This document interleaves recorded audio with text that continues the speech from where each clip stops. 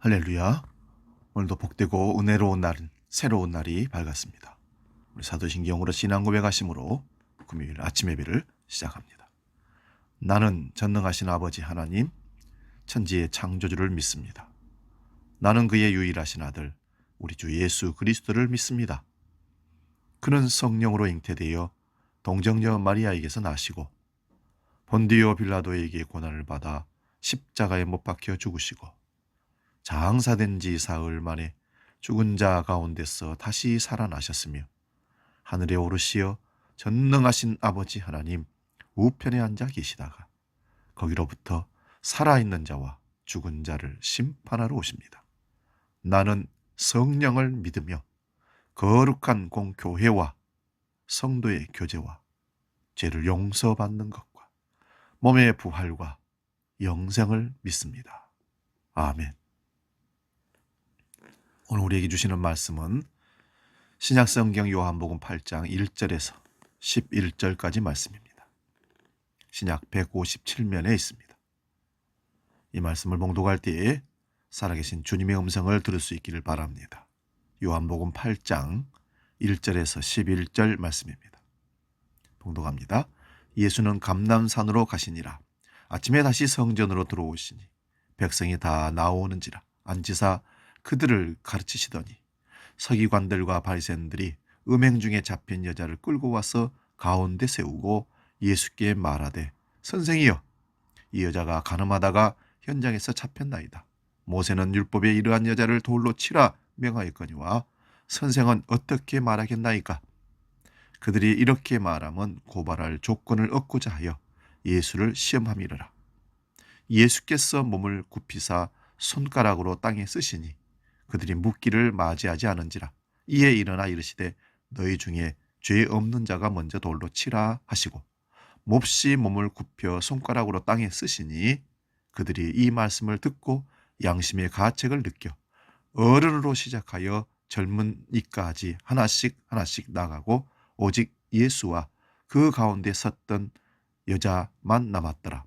예수께서 일어나사 여자 외에 아무도 없는 것을 보시고 이르시되 여자여, 너를 고발하던 그들이 어디 있느냐? 너를 정죄한 자가 없느냐? 대답하되 주여 없나이다. 예수께서 이르시되 나도 너를 정죄하지 아니하노니 가서 다시는 죄를 범하지 말라 하시니라. 아멘. 오늘 봉독한 말씀으로 정죄보다는 사랑함으로, 이런 제목으로 말씀을 상고합니다. 예수님의 사역 중 가장 중요한 두 가지 일은요, 기도하시는 것과 가르치는 것이었습니다. 하나를 더 추가한다면 치료하는 사역이죠. 가르치고 기도하시고 치유 사역. 예수님께서 감람산에서 기도하시고 아침 일찍 진리를 가르치시기 위해서 성전 뜰에 들어가셨을 때 일어난 일입니다. 그때 서기관들과 바리새인들이 간음하다가 현장에서 잡힌 여자 하나를 끌고 예수님께로 왔습니다. 사람을 끌고 올 때는 여러분 이미 그들이 판단을 해버리고 이 여자는 죽어야 된다는, 한마디로 사람 구실 못하는 사람이라고 치부해서 끌고 온 것입니다. 여러분, 사람을 끌고 온다는 것은 인격적인 모독입니다. 범죄를 지었어도 끌고 오는 것이 아니라 범죄가 완전히 소명될 때까지 그를 인간적으로 대접하고 죄인 취급이 아니라 증거가 있음을 드러내서 정죄를 시키는 재판이 있어야 되는 겁니다. 그러나 이 유대인들은, 서기관과 바리새인들은 간음했다는 그 여자를 보고 바로 율법의 정죄로 판단해버리고 사람으로 끌고 온 것이 아닙니다. 그리고 많은 사람들이 지켜보는 가운데 예수님께 질문을 합니다. 선생님, 이 여인이 간음하다가 현장에서 붙잡혔는데 모세의 법대로라면 이런 여자를 돌로 쳐서 죽이라고 했습니다. 선생님은 어떻게 말씀하시겠습니까? 예수님의 판단을 묻는 겁니다. 여러분, 바리새인들과 서기관들은 이미 율법을 알고 있었고 이런 사람을 어떻게 죽여야 되는 사형의 방법까지도 알고 있는 사람들인데 시행해 버리면 되지 왜 예수님께 굳이 끌고 왔냐고요? 오늘 성경에는 예수를 시험하기 위해서, 죽이기 위한 고발 조건을 만들기 위해서 그렇게 끌고 왔다는 것입니다. 율법을 이용해서 하나님이신 예수님을 공경에 빠뜨리려는 계략이었던 것입니다.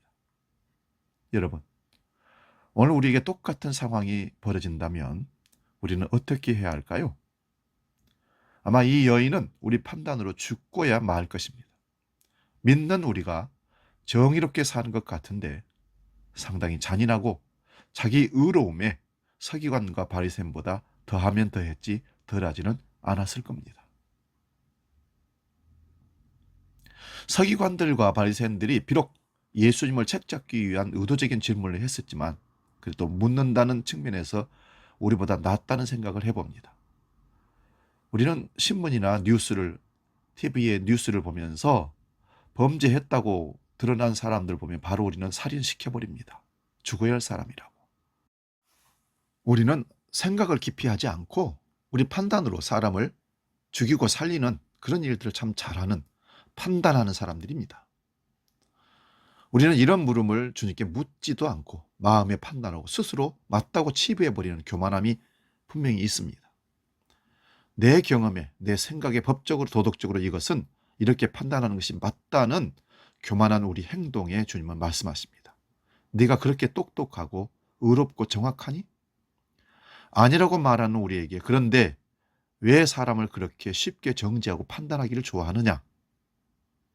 만약에 예수님께서 모세의 율법대로 죽이라고 하신다면 그동안 사랑하고 용서하라고 가르치셨던 예수님의 말씀에 입에 대는 것입니다. 그리고 당시 로마의 형법을 어기는 것입니다. 그렇다고 용서해 주라고 했다면 율법을 어기는 자로 정죄당할 수도 있는 상황입니다. 그러한 상황 속에서 예수님은 몸을 굽혀 땅에 무엇이라고 쓰셨습니다. 저는 이 예수님의 행동을 보면서 무언의 언어라고 생각합니다. 너희들도 지금 이 상황을 감정적으로 지금 바로 판단할 것이 아니라 생각을 좀 해봐라. 이 여인을 관음한 죄인이라고 끌고 왔던 너희들은 이 여인들보다 더 의롭고 판단받지 않아도 될 깨끗한 사람이라고 말할 수 있느냐라는 것을 생각하라는 여지를 주는 겁니다. 그리고 예수님이 몸을 일으켜서 너희 중에 죄 없는 자가 먼저 돌로 치라 말씀하셨습니다. 그들 스스로 그 문제를 판단할 수 있도록 시간을 줬던 것입니다. 즉 누구를 정죄하고 심판하기 전에 먼저 스스로를 살피라는 말씀인 것입니다. 예수님을 시험하시려던 자들이 오히려 곤란에 빠지게 된 상황입니다. 그러자 그들은 들고 왔던 돌을 놓고 하나씩 둘씩 물러가고 이제 예수님과 여인만 남게 되었을 때 예수님은 그 여인에게 말합니다. 너를 고발하던 그들이 어디 있느냐? 나도 너를 정죄하지 아니하노니 가서 다시는 죄를 범하지 말라. 예수님은 여인을 용서하신 겁니다. 그리고 그 여인을 대신하여 예수님은 십자가로 한 걸음 더 가까이 나아가셨습니다. 사랑하는 여러분, 어떠한 상황 속에서 우리는 정죄하는 자리에 앉지 않기를 바랍니다. 사랑하는 자리에 설 수 있기를 바랍니다. 그렇다고 죄를 용납하고 타협하고 대충 세상을 살라 그런 뜻은 아닙니다. 가능하면 죽이는 자리가 아니라 살리는 자리에 서야 합니다. 정치하는 사람들처럼 요즘 난리죠? 끌어내려야 된다. 아니다. 살려야 된다. 무엇을 위해서 그렇게 얘기를 할까요? 다 자기들의 이권 때문에 그렇습니다. 여러분, 정치하는 분들, 검찰들, 판사들, 그들은 믿음의 대상이 아닙니다. 그들이 하는 행동이 정의가 아니라는 사실을 우리는 알고 부하내동하지 마시기 바랍니다. 어느 편에 서서 옳다 그렇다 하지 마시고 기도하십시오. 다 불쌍한 자들입니다. 죽이고 정죄하는 말이 아니라 살려주고 회복시키는 말을 해야 합니다. 바로 그런 삶이 예수께서 보여주신 삶이고 예수께서 요구하는 삶입니다. 죄를 범한 자들에게 그 대가를 치르게 하는 것은 당연한 일입니다. 죄를 지으면 벌을 받아야 마땅합니다. 그러나 예수님이 보여주신 이 사건이 우리에게 시사하고 말씀하시는 것은 자기는 돌아보지 못하는 사람들이 남의 치부만 드러내려고 하는 것이 오히려 더 큰 죄라고 말씀하시는 겁니다. 그것이 바로 교만이기 때문에 그렇습니다. 교만의 자리에 서서 누구를 판단하고 심판하겠다고 하는 것이 오히려 심판받아 마땅할 죄라고 지적하는 것입니다. 여러분, 심판은 오직 하나님만이 하실 수 있는 권리입니다. 마태복음 7장 5절에서 예수님은 말씀하십니다. 외식하는 자여, 먼저 내 눈 속에서 들보를 빼어라. 사도 바울도 고린도전서 4장 5절에서 말씀하시기를 곧 주께서 오시기까지 아무것도 판단하지 말라 가르치셨습니다. 어쩌면 죄 있는 자를 판단하고 정죄하는 일이 정의롭게 보일 수도 있을 것입니다. 하지만 자기는 의롭게 생각하면서 남을 정죄하는 것은 하나님을 대신하여 남을 판단하고자 하는 인간의 교만함, 그 교만의 죄를 짓는 것임을 알아야 합니다. 예수님께서도 저들을 힘써 정죄하지 않으셨습니다. 그들은 스스로 죄인됨을 인정하고 도망치듯 물러간 것입니다. 로마서 3장 10절에 기록된 바 의인은 없나니 하나도 없으며 라고 하는 말씀을 그들은 보여준 겁니다. 시편 14편 3절에도 다 치우쳐 하나님께 더러운 자가 되고 선을 행하는 자가 없으니 하나도 없도다. 그러므로 우리는 누구의 잘못을 들추어내고 정지하기 전에 자기의 잘못을 돌아보고 회개함으로써 엎드리는 정직한 겸손한 자들이 되시기를 축원드립니다. 정죄하는 입술이 되기보다 회개하는 입술이 되기를 원합니다. 지적하는 손이 되기보다 덮어지는 손이 되기를 원합니다. 사랑하는 성도 여러분, 예수님의 말씀에 슬그머니 사라지는 사람들을 보시기 바랍니다. 저들은 스스로가 죄임을 인정했던 것입니다. 그런데 예수님 앞에 왔으면서도 죄의 문제는 해결하지 못하고 아주 비겁한 모습만 남기고 사라진 그들은 과연 예수를 믿고 돌아왔을까요? 성경에는 없습니다. 없는데 저는 유추해 봅니다. 옳음을 판단하고 자기 의를 세우고 사는 사람들은 자기 죄를 들추는 사람 앞에 결코 잘못했다고 용서를 구하거나 돌아오는 법은 없습니다.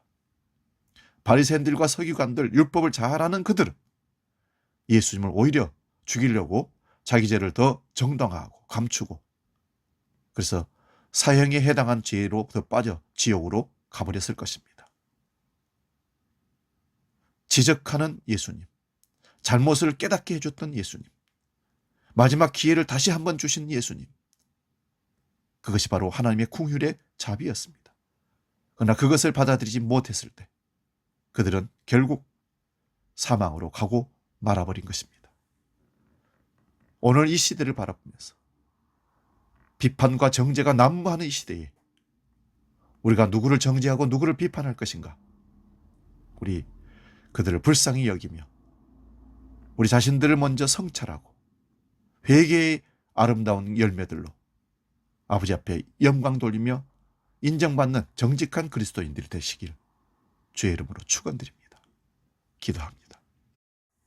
아버지 하나님, 정죄보다 사랑을 선택하시는 주님을 바라보며 오늘 우리가 그 사랑을 인해서 그 은혜로 살아있음을 감사합니다. 이런 우리가 또 누구를 정죄하리요? 판단하는 자, 비판하는 자, 그 헤아림으로 너희들이 정죄와 판단과 비판을 받을 것이라 하신 주님. 이 세상에 너무나 많은 사람들이 자기 죄를 돌아보기보다는 스스로가 판관자가 되어서 하나님 자리에 앉아 교만을 떨고 있는 모습들이 얼마나 많은지 모릅니다. 오늘도 우리가 누구를 만나거든, 어떤 사건을 보거든 판단에 앞서 하나님께 기도할 수 있는 불쌍히 마음을 달라고 오히려 우리 자신들의 죄를 돌아보는 기회가 되게 하여 주시옵소서. 오늘 이 세상 돌아가는 모습을 보면서 너무나 가슴 아프고 불쌍히 여겨집니다. 누가 옳고 누가 틀린지는 우리가 알 수 없지만 하나님이여, 판단보다는 사랑함으로 화합함으로 이 코로나 위기 가운데 힘들어하는 국민들을 위로하는 정치 모든 지도자들이 되게 하여 주옵소서. 한국교회가 되게 하여 주옵소서. 성도들이 되게 하여 주옵소서. 이제는 우리 주 예수 그리스도의 은혜와 아버지의 놀라우신 사랑과 성령님의 감동 교제 역사 충만케 하심이 정죄보다 사랑함으로 세상을 변화시키고 끌어안기로 약속하고 다짐하는 아침 예배 모든 권속들 머리 위에 이제로 영원히 함께 계시기를 간절히 축원하옵나이다. 아멘.